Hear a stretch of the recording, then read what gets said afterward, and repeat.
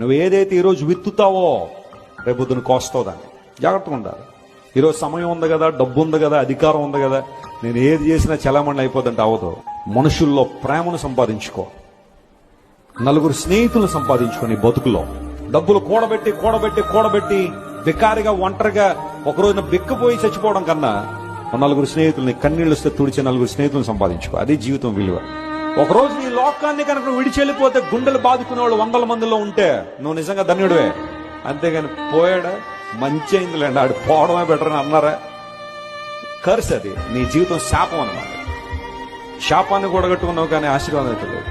సమాధానాన్ని ప్రియంగా ఎంచుకున్నా ఉంటారు, కలహప్రియులు ఉంటారు, నీ ఆఫీసులోనే ఉంటారు, నీ కుటుంబాల్లో ఉండొచ్చు, నీ చుట్టూనే చాలా మంది ప్రతిసారి గొడవకు నిన్ను ప్రోత్సహించాలనే ఆలోచన ఉండొచ్చు. కానీ బీ కామ్, బీ పేషెంట్. చిరునవ్వు తప్ప ఇంకేమీ నీ జీవితంలో ఉండడానికి వీల్లేదు. ప్రజలు